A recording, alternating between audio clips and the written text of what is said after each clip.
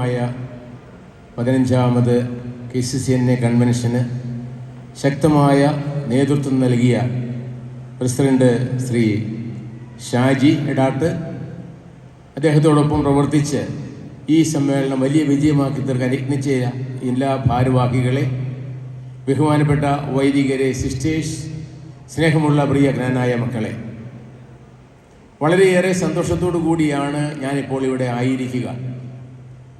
KCCNAയുടെ 15ാമത് convention അതിൻ്റെ എല്ലാ പ്രൗഢിയോടും കൂടി ഇവിടെ മനോഹരമായിട്ട് നമുക്ക് ആരംഭിക്കുവാൻ സാധിച്ചു.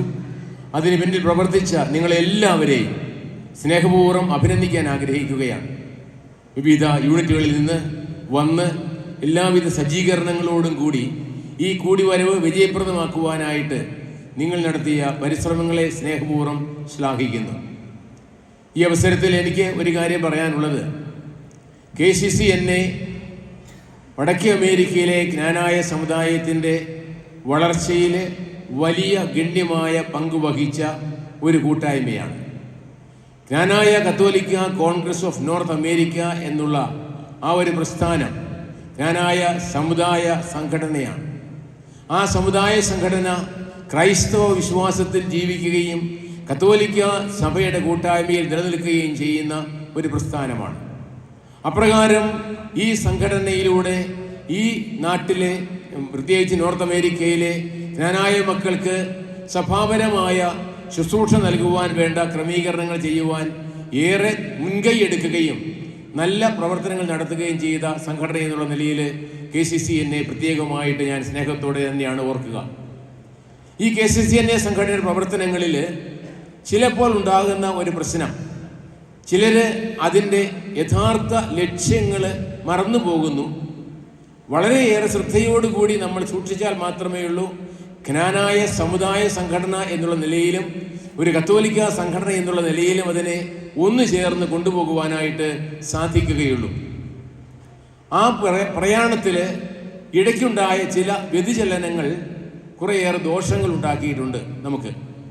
അങ്ങനെ വന്നപ്പോൾ കത്തോലിക്ക സംഘടനയുടേതായിട്ടുള്ള ആ ഒരു നിലയിലല്ലാതെ സഭയെ സംബന്ധിച്ചിടത്തോളം ആ സംഘടനയെ കാണാൻ സാധിക്കുകയില്ല. തീർച്ചയായും കോട്ടയം രൂപത തെക്കുംഭാഗ ജനതയ്ക്ക് വേണ്ടിയിട്ട്, ജ്ഞാനായക്കാർക്ക് വേണ്ടിയിട്ട് സ്ഥാപിതമായ രൂപതയാണ്. അതുകൊണ്ട് തന്നെ ആ രൂപത ഉള്ള കാലത്തോളം ലോകത്തിൻ്റെ ഏതു ഭാഗത്തായിരുന്നാലും ജ്ഞാനായ മക്കളുടെ നന്മയിലും വളർച്ചയിലും താല്പര്യത്തോടുകൂടി പ്രവർത്തിക്കുവാനായിട്ട് ആ രൂപത എന്ന് ശ്രമിച്ചുകൊണ്ടാണ് ഇരിക്കുന്നത്. ഇപ്പോഴും അങ്ങനെ തന്നെയാണ് ചെയ്തുകൊണ്ടിരിക്കുക. എന്നാൽ അടുത്ത കാലങ്ങളിൽ, കുറച്ച് വർഷങ്ങളായിട്ട് ഉണ്ടായ പ്രവണത, KCCNAയുടെ ഏതെങ്കിലും യൂണിറ്റിൽ ഉണ്ടാകുന്ന ചില അഭിപ്രായ വ്യത്യാസങ്ങൾ. ഇപ്പോൾ ഇവിടെ പറയുകയുണ്ടായി 21 യൂണിറ്റുകളുണ്ട് നമുക്ക്. ഏതെങ്കിലും യൂണിറ്റിൽ, നമുക്കെല്ലാം അറിയാം, മനുഷ്യരാണ് നമ്മളെല്ലാവരും. ചിലപ്പോൾ ചില കാര്യങ്ങളിൽ ഭിന്നതയുണ്ടാകാം, അഭിപ്രായ വ്യത്യാസം ഉണ്ടാകാം. അങ്ങനെ ഉണ്ടാകുന്ന അവസരത്തിൽ അത് ഈ സംഘടനയുടെ അടിസ്ഥാനപരമായിട്ടുള്ള മൂല്യങ്ങളെ മുറുകെ പിടിച്ചുകൊണ്ട് സൂക്ഷിച്ച് കൈകാര്യം ചെയ്യുവാൻ ശ്രമിച്ചില്ല എങ്കിൽ KCCNA ഉൾപ്പെടെ ആ സംഘടനയുടെ പാത്തിൽ, അതിൻ്റെ പന്ഥാവിൽ വൈകല്യമുണ്ടാകും. ഉദാഹരണത്തിന്, ഏതെങ്കിലും യൂണിറ്റിലെ ഒരു പ്രശ്നമുണ്ടാകുന്ന അവസരത്തിൽ ആ യൂണിറ്റിൽ ആ പ്രശ്നം പരിഹരിക്കാൻ പരിശ്രമിക്കുന്നതോടൊപ്പം അതിൽ ഈ സംഘടനയുടെ അടിസ്ഥാന മൂല്യങ്ങളിൽ നിന്ന് വ്യതിചലിക്കാതെ പോകുക എന്നുള്ളത് ഏറെ പ്രധാനപ്പെട്ട കാര്യമാണ്. നിങ്ങൾക്കറിയാം, ഒരവസരത്തിൽ ഇതൊരു കത്തോലിക്ക സംഘടനയല്ല എന്നുള്ള പ്രഖ്യാപനം ഉണ്ടായപ്പോഴാണ് വേദനയോടുകൂടി ഞാൻ പറഞ്ഞു, അങ്ങനെയെങ്കിൽ രൂപതയ്ക്ക് അല്ലെങ്കിൽ കോട്ടയം അതിരൂപതയ്ക്ക് ആ സംഘടനയോട് ബന്ധപ്പെട്ടു പോകാൻ സാധിക്കുകയില്ല. കാരണം കോട്ടയം രൂപത കത്തോലിക്ക രൂപതയാണ്. കത്തോലിക്ക വിശ്വാസത്തിൽ ആളുകളെ വളർത്തുവാനായിട്ട് നിയോഗിക്കപ്പെട്ട, അതിനായിട്ട് ദൈവം നിശ്ചയിച്ചിരിക്കുന്ന അതിരൂപതയാണ് കോട്ടയം അതിരൂപത. അപ്പോൾ കത്തോലിക്ക വിശ്വാസത്തിൻ്റെ ആ കൂട്ടായ്മയിൽ നിന്ന് അകന്നു മാറിയാൽ ഒന്നും ചെയ്യാൻ സാധിക്കുകയില്ല രൂപതയ്ക്ക്. ഇങ്ങനെയുള്ള പ്രയാസങ്ങൾ ഉണ്ടായ അവസരത്തിൽ പറഞ്ഞു, നമുക്ക് നിവൃത്തിയില്ല. വീണ്ടും ചേർത്ത് നിർത്തുവാനായിട്ട് പരിശ്രമങ്ങൾ നടത്തി. പക്ഷേ വീണ്ടും അകന്നു പോകുവാനുള്ള മറ്റു പ്രവർത്തനങ്ങൾ നടക്കുകയുണ്ടായി. അതിൻ്റെ ഫലമായിട്ട്, ശരിയാണ്, എനിക്ക് ഇവിടെ വരുവാനും നിങ്ങളുടെ ഈ കൂട്ടായ്മയിൽ പങ്കുചേരുവാനും വളരെയേറെ സന്തോഷമാണ് ഉള്ളത്. ഞാൻ മാത്രമല്ല, നമ്മുടെ അഭിമന്യ പിതാക്കന്മാരും മറ്റുള്ളവരാണെങ്കിലും നമ്മുടെ വൈദികരാണെങ്കിലും ഒക്കെ ആഗ്രഹിക്കുന്നതാണ്. പക്ഷേ കത്തോലിക്ക വിശ്വാസത്തിൻ്റെ ആ ഒരു ഉറപ്പിൽ കത്തോലിക്ക വിശ്വാസത്തിൻ്റെ ആ കൂട്ടായ്മയിൽ വേണം നാം എപ്പോഴും ആയിരിക്കുവാനായിട്ട്. അല്ലെങ്കിൽ ഒരു കത്തോലിക്ക അതിരൂപത എന്നുള്ള നിലയിൽ, കത്തോലിക്ക മെത്രാൻ എന്നുള്ള നിലയിൽ വ്യതിചലിച്ചു പോകുമ്പോൾ തിരിച്ചു വിളിക്കാൻ സാധിക്കും. തിരിച്ചു വരുന്നില്ലെങ്കിൽ ദുഃഖത്തോടെ നോക്കി നിൽക്കാനേ സാധിക്കുകയുള്ളൂ. നമുക്കറിയാം, ഒരു മരം അത് വളരുന്ന രീതിയിൽ നിന്ന് വളഞ്ഞു പോകുമ്പോൾ സാധിക്കുന്നിടത്തോളം അതിനെ നേരെയാക്കാനായിട്ട് പരിശ്രമിക്കുക എന്നുള്ളത് നമുക്ക് ചെയ്യാൻ സാധിക്കുക. എന്നാൽ മറുവശത്തേക്ക് മാത്രം വളഞ്ഞു പോയെന്നാൽ നമുക്ക് ചെയ്യാൻ സാധ്യമല്ല. എന്തായാലും എനിക്ക് വലിയ സന്തോഷമുണ്ട്. ഇത്തവണത്തെ കൺവെൻഷൻ്റെ കാര്യത്തിലും ഈ ഒരു പ്രശ്നമുണ്ടായിരുന്നു. കാനായ കത്തോലിക്ക കോൺഗ്രസ് ഓഫ് നോർത്ത് അമേരിക്ക എന്ന് പറയുന്നത് ഒരു യഥാർത്ഥ കത്തോലിക്ക സ്വഭാവം നിലനിർത്തുന്ന ജീവിക്കുന്ന സംഘടനയാണ് എന്നുള്ള ആ ഒരു യാഥാർത്ഥ്യത്തിലൂടെ മാത്രമേ ഉള്ളൂ കോട്ടയം രൂപതയ്ക്ക് അതിനോട് അനുകൂലമായി പ്രവർത്തിക്കുവാനായിട്ട്, പ്രതികരിക്കുവാനായിട്ട് സാധിക്കുകയുള്ളൂ. ഞാൻ തീർച്ചയായിട്ടും സന്തോഷത്തോടെ പറയട്ടെ, ഷാജി ഇക്കാര്യത്തിൽ വളരെയേറെ താല്പര്യമെടുക്കുകയും ഞാനുമായിട്ട് സംസാരിക്കുകയും ചെയ്തു. കുറച്ച് ഭിന്നതകളൊക്കെ ഉണ്ടായിട്ടില്ലെന്ന് ഞാൻ പറയുന്നില്ല. ഉദാഹരണത്തിന് ഇപ്പോഴും കോടതിയിൽ കേസുണ്ട്. ഇവിടെ ചിക്കാഗോയിലെ നമ്മുടെ പള്ളി വെഞ്ചരിപ്പിന് വന്ന അവസരത്തിൽ അന്ന് ആളുകൾ ചോദിച്ചപ്പോൾ ഞാൻ പറഞ്ഞു, ഇങ്ങനെ ഒരു കേസ് നിൽക്കുന്ന അവസരത്തിൽ ഇതിന് പോകാൻ ബുദ്ധിമുട്ടാണ്. കാരണം കോട്ടയം രൂപതയ്ക്കെതിരായിട്ട് കേസ് കൊടുത്തിരിക്കുന്ന ഒരു കത്തോലിക്ക സംഘടനയുടെ പ്രസ്ഥാനത്തോട് എങ്ങനെയാണ് രൂപതയ്ക്ക് സഹകരിക്കാൻ സാധിക്കുക? ഏതായിരുന്നാലും ഇങ്ങനെയുള്ള സാഹചര്യങ്ങൾ ഉണ്ടായിരുന്ന അവസരത്തിൽ ഷാജി അതുമായിട്ട് സംസാരിക്കുവാനായിട്ട് ഞാൻ കഴിഞ്ഞ പ്രാവശ്യം വന്നപ്പോൾ എന്നോട് സംസാരിച്ചു. ഞാൻ പറഞ്ഞു, ഷാജി ഒരു കാര്യം ചെയ്യണം, KCCNA എന്ന് പറയുന്നത് കത്തോലിക്ക സംഘടനയാണ് എന്നുള്ളത് നിങ്ങൾ പരസ്യമായിട്ട് പറയാതെ എനിക്കോ അല്ലെങ്കിൽ മറ്റുള്ളവർക്കോ ഇത് വരാൻ സാധ്യമല്ല. ഏതായിരുന്നാലും ഷാജിയുടെ നേതൃത്വത്തിൽ അക്കാര്യത്തിൽ വളരെയേറെ പ്രവർത്തനങ്ങൾ നടത്തുകയും അതിൻ്റെ ഫലമായിട്ട് വളരെ വൈകിട്ടാണെങ്കിലും അവരൊരു പ്രഖ്യാപനം നടത്തുകയും ചെയ്തു. ആ പ്രഖ്യാപനം നടത്തിയപ്പോൾ ഞാൻ പറഞ്ഞു, അങ്ങനെ നടത്തുകയാണെങ്കിൽ വരുന്നതിനെക്കുറിച്ച് ചിന്തിക്കാമെന്ന് പറഞ്ഞു. മറ്റ് പ്രോഗ്രാംസൊക്കെ ഉണ്ടായിരുന്നത് കൊണ്ട് വളരെ ഞെരുങ്ങിയാണെങ്കിൽ പോലും 2 ദിവസത്തേക്ക് വരുന്ന കാര്യം ഞാൻ പറഞ്ഞു. അങ്ങനെയാണ് വരാൻ സാധിച്ചത്. എനിക്ക് വലിയ സന്തോഷമുണ്ട്. കാരണം ഈ KCCNA സംഘടന എന്ന് പറയുന്നത് നമ്മെ സംബന്ധിച്ചിടത്തോളം ഒരൊറ്റ കൂട്ടായ്മയുടെ ഭാഗമാണ്. സഭയും സമുദായം എപ്പോഴും ഒന്നിച്ചു പോകേണ്ടതാണ്. സഭാവിശ്വാസത്തെ അകറ്റി നിർത്തിക്കൊണ്ടോ സമുദായത്തെ മാറ്റി നിർത്തിക്കൊണ്ടോ നമുക്ക് വളരാൻ സാധിക്കുകയില്ല. നമ്മുടെ വളർച്ചയെന്ന് പറയുന്നത് കത്തോലിക്ക വിശ്വാസത്തിൽ സാമുദായിക കൂട്ടായ്മയിൽ വളരേണ്ട ഒന്നാണ്. ആ രീതിയിൽ വളരുവാനായിട്ട് നമ്മൾ പരിശ്രമിച്ചാൽ നമുക്ക് അസാധ്യമായിട്ട് യാതൊന്നുമില്ല. നമുക്കറിയാമല്ലോ, തീർച്ചയായിട്ടും നമ്മുടെ അമേരിക്കയിൽ നിന്ന് ഉള്ള ഇടവുകൾ എടുക്കുമ്പോൾ വളരെ അഭിമാനവും സന്തോഷവും ഞങ്ങൾക്ക് എപ്പോഴും തോന്നാറുണ്ട്. കാരണം ഇവിടെ വന്നിരിക്കുന്ന ആളുകൾ നമ്മുടെ ഇടവുകളുമായിട്ട് നന്നായിട്ട് സഹകരിച്ച് പ്രവർത്തിക്കുന്ന ആളുകളാണ്.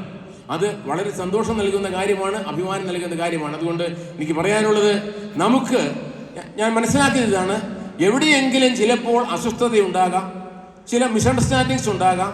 അങ്ങനെയൊക്കെ വരുന്ന അവസരത്തിൽ നാഷണൽ പ്രവർത്തിക്കുന്ന സംഘടന എന്നുള്ള നിലയിൽ അക്കാര്യത്തിൽ കുറച്ചുകൂടി പക്വതയോടുകൂടി നമുക്ക് പ്രവർത്തിക്കേണ്ടത് ആവശ്യമുണ്ട്. പ്രശ്നങ്ങൾ പരിഹരിക്കാൻ പരിശ്രമിക്കണം.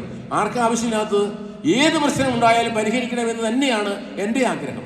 നമ്മുടെ അതിരൂപതയിലുള്ള ഏത് പ്രശ്നത്തിലും സമുദായത്തിന് യാതൊരു കോട്ടവും വരാതെ മുന്നോട്ട് പോകണമെന്ന് തന്നെയാണ് എൻ്റെ ആഗ്രഹം. അതിനുവേണ്ടിയാണ് പരിശ്രമിച്ചുകൊണ്ടിരിക്കുന്നത്.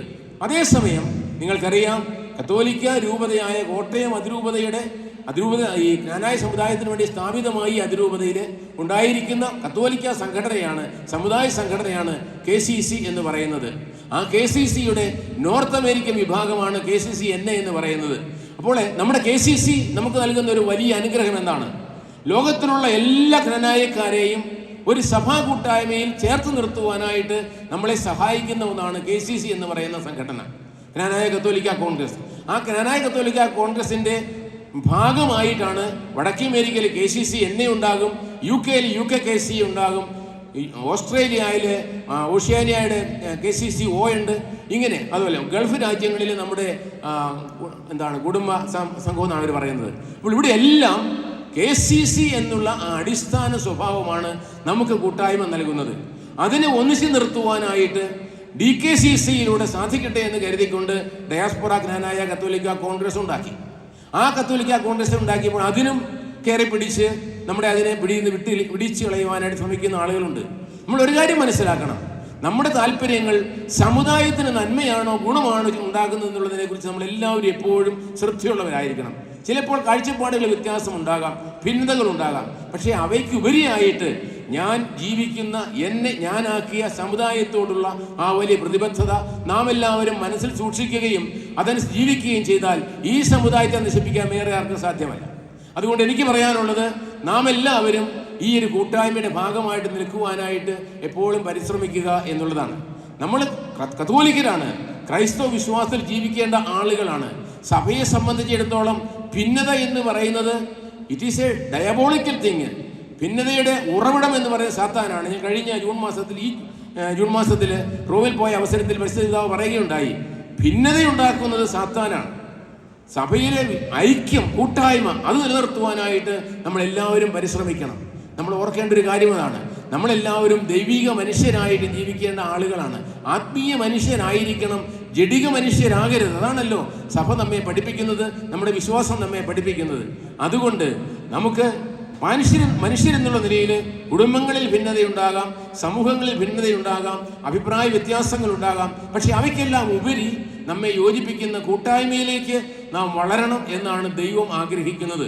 ഇപ്പോൾ നിങ്ങൾക്കറിയാം, പരിശുദ്ധ പിതാവ് ഫ്രാൻസിസ് മാർപ്പാപ്പ ഒരു സിനഡൽ സഭയെ വിഭാവനം ചെയ്തുകൊണ്ട് ആ സിനഡ് നടത്തിക്കൊണ്ടിരിക്കുകയാണ്. ഈ ഒക്ടോബർ മാസത്തിൽ വീണ്ടും നടക്കുന്നുണ്ട് സിനഡ്. എന്താണ് ഉദ്ദേശിക്കുന്നത്?